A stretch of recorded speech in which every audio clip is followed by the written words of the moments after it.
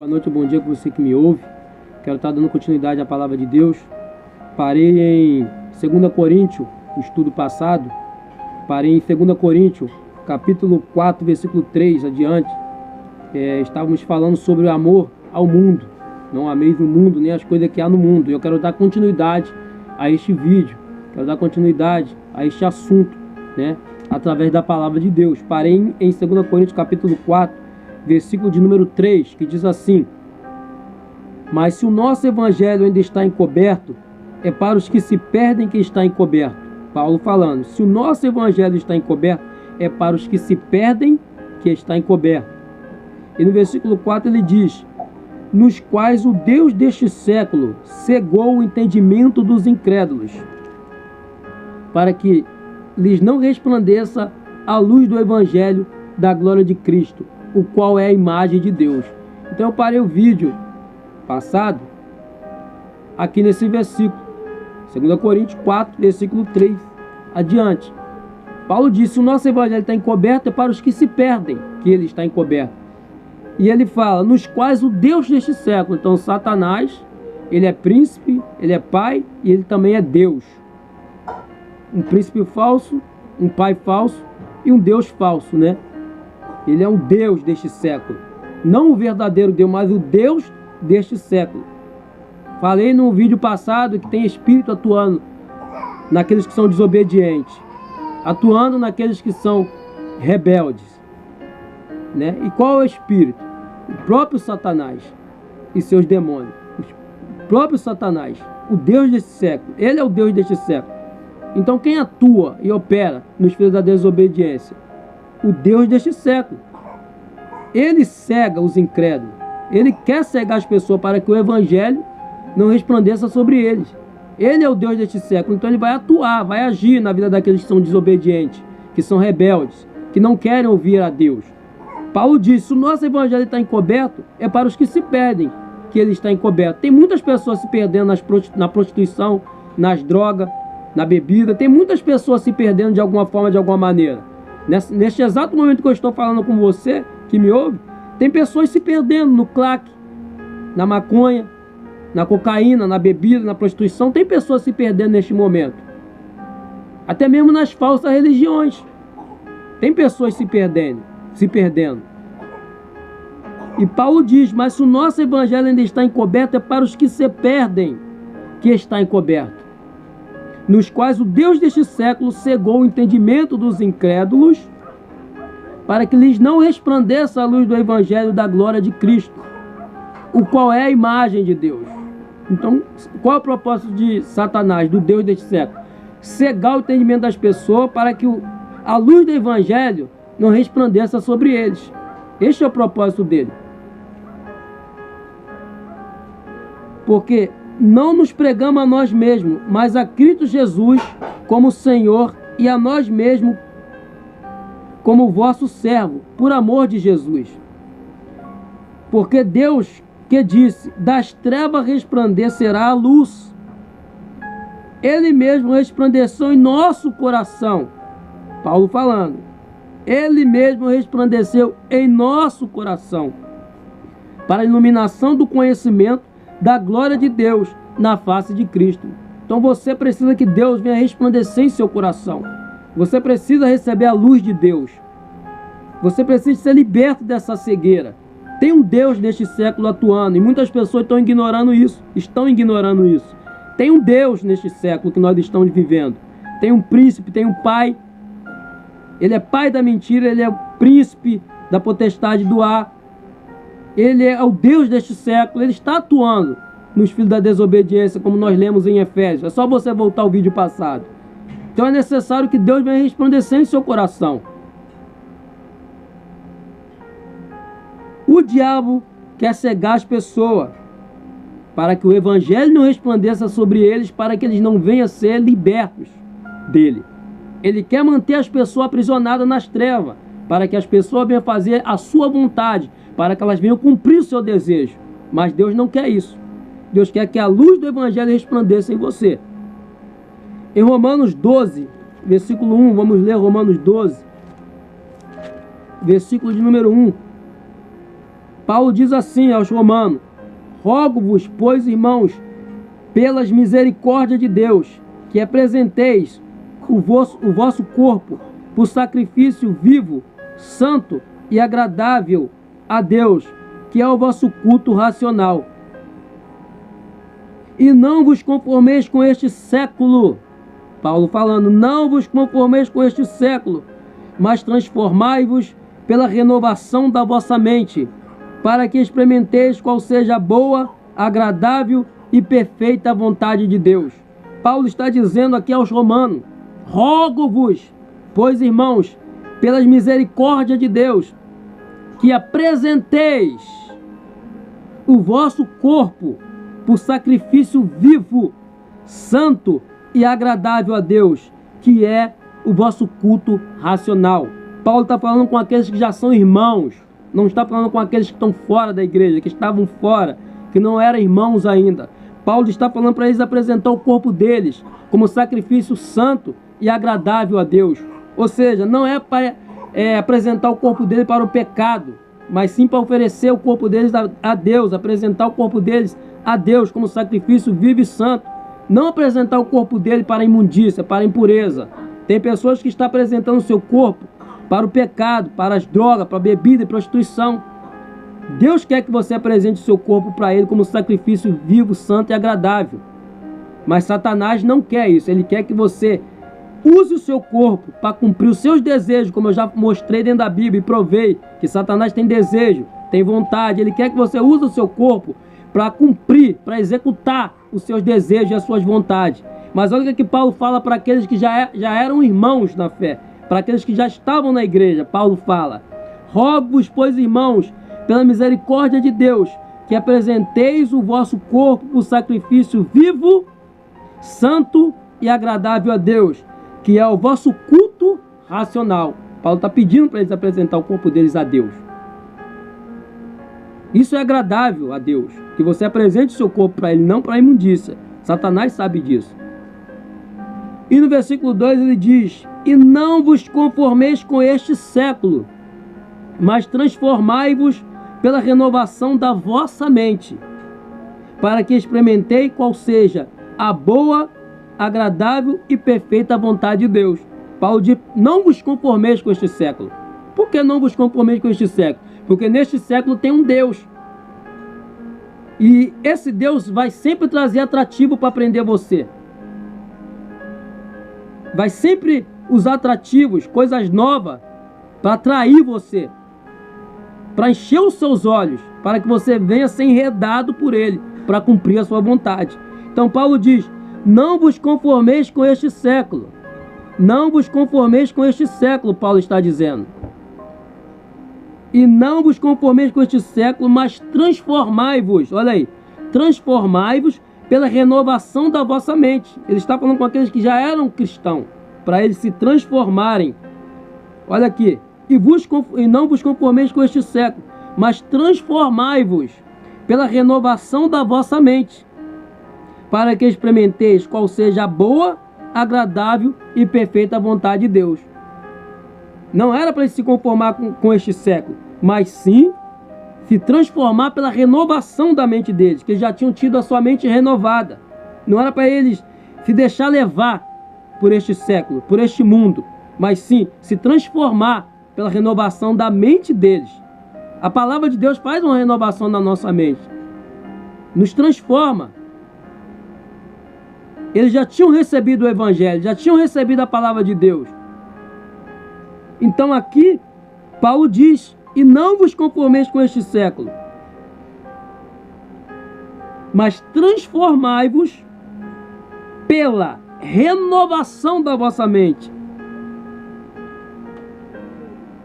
para que experimenteis qual seja a boa, agradável e perfeita vontade de Deus. Para que experimenteis, olha aqui, transformai pela renovação da vossa mente. Para quê? Para que experimenteis qual seja a boa, agradável e perfeita vontade de Deus. Então nós não podemos nos conformar com este século. Paulo falou isso para os cristãos, para os irmãos na fé: não vos conformeis com este século, mas transformai-vos pela renovação da vossa mente, Cuidado com este século. O Deus deste século sempre vai estar trazendo coisas atraentes para que você venha desejar e se entregar a esses atrativos. E assim ele vem aprisionar você para cumprir a sua vontade. Então tome cuidado com este século, porque é perigoso.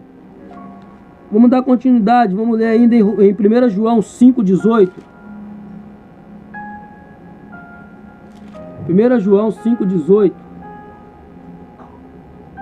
diz assim: sabemos que todo aquele que é nascido de Deus não vive em pecado. Antes, aquele que nasceu de Deus, Deus o guarda e o maligno não lhe toca. Olha aí. Sabemos que todo aquele que é nascido de Deus não vive em pecado. Antes, aquele que nasceu de Deus, Deus o guarda e o maligno não lhe toca. Sabemos que somos de Deus e que o mundo inteiro jaz no maligno. Olha aí. Tá vendo aqui? Por que você não deve se conformar com este século e sim... Por que Paulo falou para os romanos, não vos conformei com este século? Olha aí, por que Paulo falou para eles, não vos conformei com este século, mas transformai-vos pela renovação da vossa mente. Porque o mundo inteiro jaz no maligno. Se você se conformar com este século, você vai estar fazendo o quê? A vontade do maligno. Porque está escrito aqui no versículo 18 adiante: sabemos que todo aquele que é nascido de Deus não vive em pecado. Antes, aquele que nasceu, Deus o guarda e o maligno não lhe toca. Se você é uma pessoa nascida de Deus, Deus vai te guardar e o maligno não vai te tocar. Ele não vai ter legalidade em você, de tocar em você.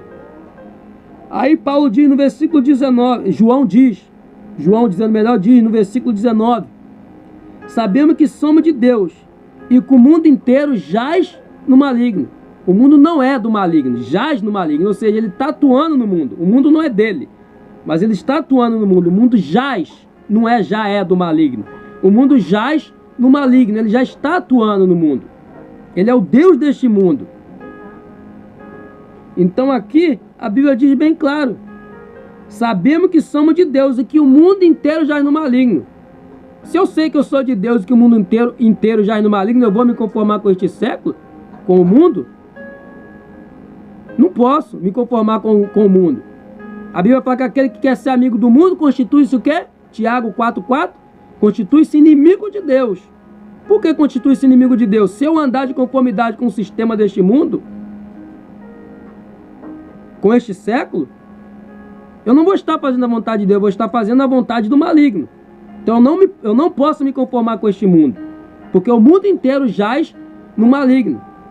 Hoje em dia o mundo lança uma moda que é contra a vontade de Deus, lança algo que não agrada a Deus, daqui a pouco você vê um montão fazendo aquilo que o mundo apresentou, que o príncipe desse mundo apresentou diante dela. Então nós temos que tomar cuidado. Temos que tomar cuidado, porque o inimigo vai aproveitar dessas coisas. Até mesmo da tecnologia, ele vai se aproveitar dessas coisas. A tecnologia é boa, se você saber usar a tecnologia. Hoje em dia, no WhatsApp você vê que muitos pais nem conversam mais com seus filhos, ou os filhos nem conversam mais com o pai. Às vezes o filho está dentro do quarto falando com a mãe pelo WhatsApp, não conversa mais, está na mesa jantando, almoçando, tomando café, está no WhatsApp. O pai do lado, a mãe do lado, está no WhatsApp, no Zap Zap, como se diz por aí, e não consegue mais conversar. Hoje em dia você pega um ônibus ou um metrô, você embarca no metrô, pega um ônibus, o que acontece? Pega um ônibus, não, você não vai carregar nas costas, né? Você embarca no ônibus ou no metrô, ou num trem, você vê as pessoas não conversam mais, é só no Zap Zap, é só no Facebook, por aí vai. Tão viciado que tá, às vezes tá conversando com você ali, tá olhando para você, mas teclando lá no... Já tá tão experiente que consegue olhar pro outro lado e teclar no celular lá, escrever direitinho sem errar. A pessoa tá tão viciada e se deixando levar, não tá sabendo usar a tecnologia. O inimigo tá aproveitando isso. Já não conversa mais com os pais, os filhos não conversam mais com os pais já não conversam mais com os filhos. Você pode embarcar num trem, aí, no ônibus, no metrô, que você vai ver, todo mundo está no telefone, ninguém conversa com ninguém mais não. Eu sou de roça, na roça todo mundo conversa com todo mundo. O mineiro gosta de conversar um com o outro. gosta de conversar, bater papo, como se diz, contar moda. Um conversa com o outro, mas hoje em dia você já não vê mais isso. É muito difícil você ver. Como eu disse, eu vejo isso no meu dia a dia. Então nós temos que tomar cuidado com o inimigo para aproveitar até mesmo da tecnologia. A tecnologia é boa? É boa, se você saber usar. Mas o inimigo vai querer usar isso ao seu favor. Daqui a pouco seu filho ou sua filha está aprontando, você nem sabe mais, porque você está tão vibrado nas tecnologias que não consegue nem mais prestar atenção no teu filho ou na tua filha. Então vamos tomar cuidado com isso, que isso é perigoso. Então não podemos nos conformar com este século. Não podemos se deixar levar por este século. Então vamos dar continuidade aí em 1 João, capítulo 5, versículo de número 18. Eu comecei a ler, não terminei. Sabemos que todo aquele que é nascido de Deus não vive em pecado. Antes, aquele que nasceu de Deus, Deus o guarda e o maligno não lhe toca. Sabemos que somos de Deus e que o mundo inteiro jaz no maligno. Versículo 20. Também sabemos que o Filho de Deus é vindo e nos tem dado entendimento para reconhecermos o verdadeiro. E estamos no verdadeiro, em seu Filho Jesus Cristo. Este é o verdadeiro Deus e a vida eterna. Filhinhos, guardai-vos dos ídolos. Então aqui você vê que João diz: sabemos que somos de Deus e que o mundo inteiro jaz no maligno. Também sabemos que o Filho de Deus é vindo e nos tem dado entendimento para reconhecermos o verdadeiro, para conhecermos o verdadeiro. E estamos no verdadeiro, em seu Filho Jesus Cristo. Este é o verdadeiro Deus e a vida eterna. Então aqui você vê que João diz: também sabemos que o Filho de Deus é vindo e nos tem dado entendimento para reconhecermos o verdadeiro Deus. E estamos no verdadeiro, em seu Filho Jesus Cristo. Este é o verdadeiro Deus e a vida eterna. Então nós temos que estar no verdadeiro Deus, não no falso Deus, que é o Deus deste mundo, o Deus deste século.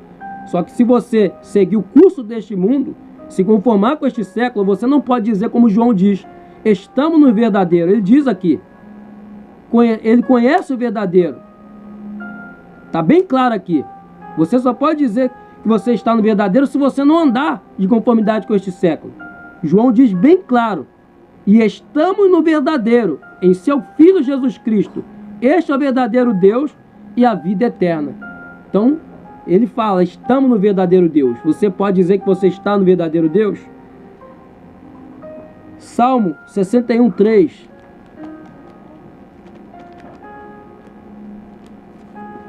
Salmo 61.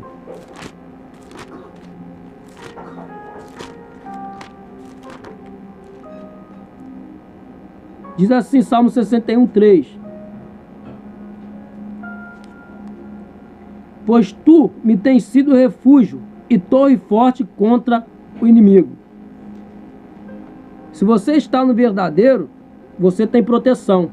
Olha o que diz em Salmo 61, 3.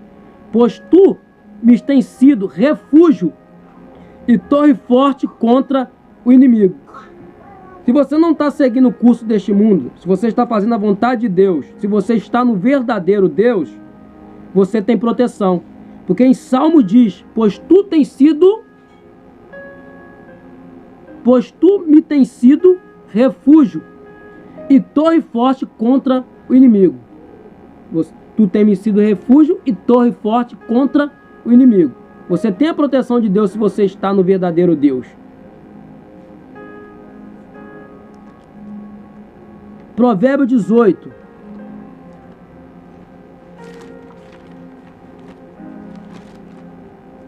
Provérbio 18, 10.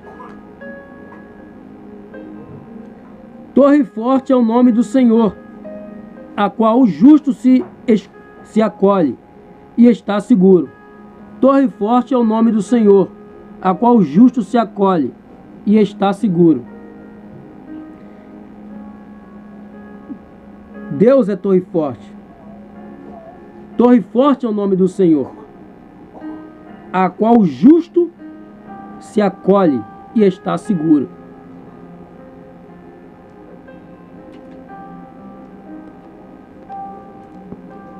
Mateus 23, 37.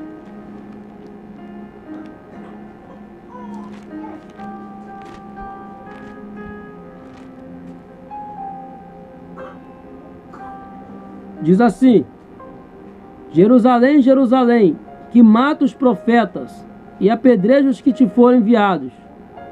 Quantas vezes quis eu reunir os teus filhos, como a galinha junta os seus pintinhos debaixo das asas, e vós não quiseste. Olha aí, sabe por que eu estou lendo esse versículo? Porque eu achei importante esse versículo de Mateus. Mateus capítulo 23, versículo 37. Diz: Jerusalém, Jerusalém, que mata os profetas e apedreja os que te foram enviados. Quantas vezes quis eu reunir os teus filhos, como a galinha junta os seus pintinhos debaixo das asas, e vós não quiseste. Deus enviava profeta a Jerusalém, e os profetas eram o quê? Apedrejados. Deus enviava profeta até Jerusalém para reunir o povo, para salvar o povo, para levar a palavra para o povo. Mas o que acontecia? Os profetas eram apedrejados. Está bem claro aqui: Jerusalém, Jerusalém, que mata os profetas e apedreja os que te foram enviados. Quantas vezes quis eu reunir os teus filhos, como a galinha junta os seus pintinhos debaixo das asas, e vós não quiseste. Vai mexer com uma galinha para você ver. Uma galinha que tem pintinho. Quando ela está com o pintinho guardado embaixo das asas, vai tentar mexer com o pintinho para você ver o que acontece. A galinha se incha toda e ataca você. Deus está falando aqui o quê? Quantas vezes eu quis reunir os teus filhos, como a galinha ajunta os seus pintinhos debaixo das asas, e vós não quiseste. Eu li aqui Salmos 61, 3 e Provérbios 18, 10. Torre forte é o nome do Senhor, e para ela se acolhe o justo. Mas muitas pessoas não querem a proteção de Deus, não querem se acolher no nome de Deus, não querem ser protegidas por Deus. Eu li Salmo 61, 3, Provérbios 18, 10 e vou ler de novo. Aí agora eu estou lendo aqui Mateus capítulo 23, versículo 37. Jesus falando: Jerusalém, Jerusalém, que mata os profetas e apedreja os que te foram enviados. Quantas vezes eu quis reunir os teus filhos? Quantas vezes? Não foi uma, não foi duas, foi várias vezes. Quantos profetas Deus enviou? Muitos. Quantas vezes quis eu reunir os teus filhos, como a galinha junta os teus pintinhos debaixo das asas, e vós não quiseste. Vós não quiseste. Eles não quis. Deus enviava profeta, eles matavam os profetas, apedrejavam os enviados. Eles não aceitavam. Deus querendo salvar eles, e eles não quiseram. Está dizendo aqui, Deus queria juntar os filhos dele. Queria juntar os judeus debaixo das suas asas, os israelitas. Queria guardar eles, proteger eles, mas eles não quis. Eles não quiseram a proteção de Deus. Muitas pessoas não querem a proteção de Deus, não querem se abrigar em Deus, não querem fazer do nome de Deus torre forte, não querem ser protegidos por Deus. Preferem seguir o curso deste mundo, preferem ficar debaixo da cobertura do Deus deste século, do príncipe da potestade do ar. Deus está te dando a oportunidade. Não vamos fazer como eles. Olha aqui: Jerusalém, Jerusalém, que mata, apedreja. Olha aí, quantas vezes eu quis juntar, mas vós não quis. É a mesma coisa de Deus está falando aqui: vocês me rejeitaram, vocês não quis a minha proteção, vocês não me quis como Deus de vocês. É a mesma coisa de estar falando dessa forma. Eu não estou acrescentando. Eles não quiseram compromisso com Deus. Muitas pessoas não querem compromisso com Deus, como eles. Deus quer proteger, Deus quer guardar, mas eles não querem. Eles não querem a proteção de Deus, não querem que Deus guarde eles. Preferem seguir o curso deste mundo, preferem seguir os seus próprios desejos, as suas próprias vontades e concupiscência. João 17, versículo 12.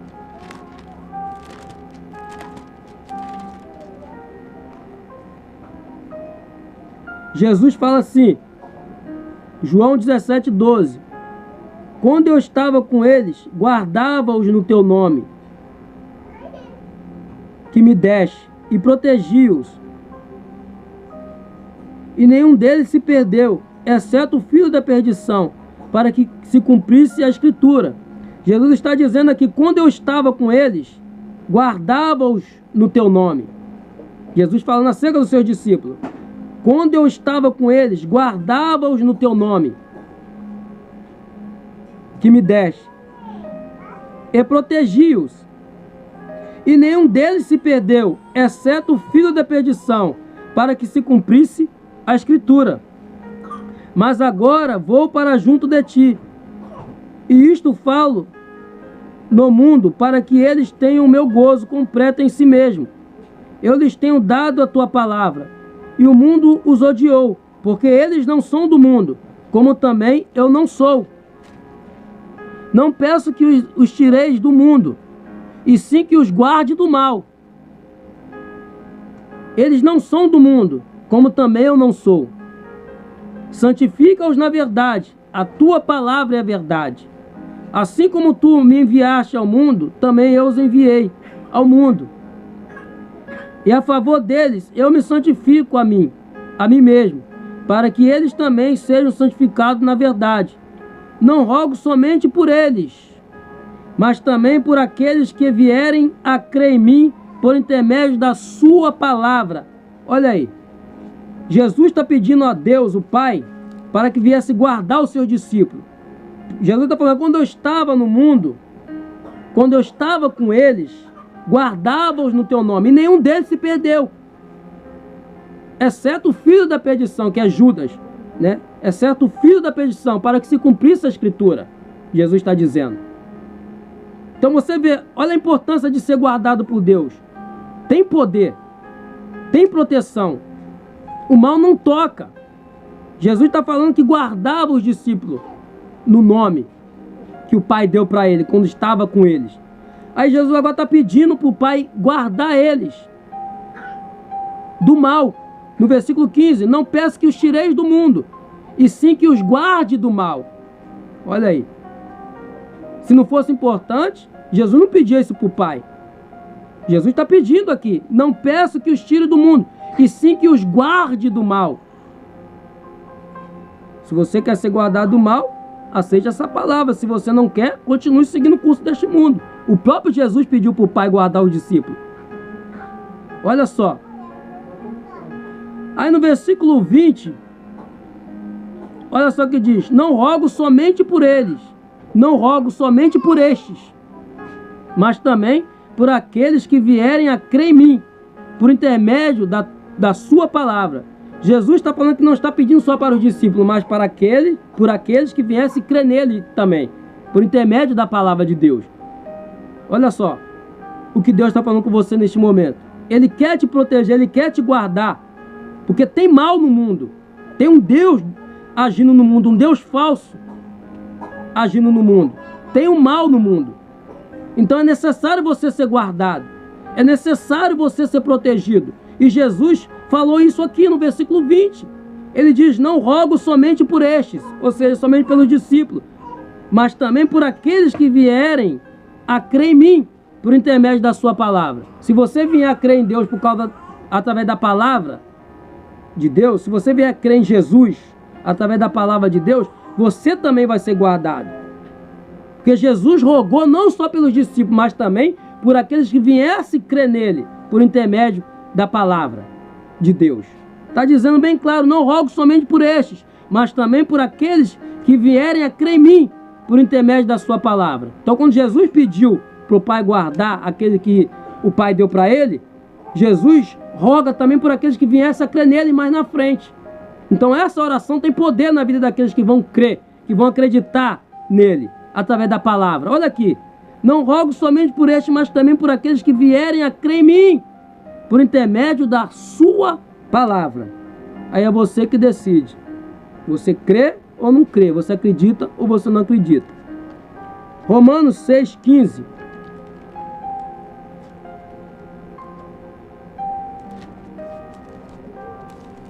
Romanos 6,15. Olha o que Paulo fala para os romanos. E daí? Havemos de pecar porque não estamos debaixo da lei, e sim da graça? De modo nenhum. 16. Não sabeis que daquele a quem vos ofereceis como servos para a obediência, desse mesmo a quem obedeceis sois servos, seja do pecado para a morte ou da obediência para a justiça? Aí é você que decide. Paulo está falando aqui, não sabeis que daquele a quem vos ofereceis como servo para a obediência, desse mesmo a quem obedeceis sois servos, seja do pecado para a morte ou da obediência para a justiça. Se você escolher ser obediente ao pecado, você vai ser servo do pecado. Se você escolher ser obediente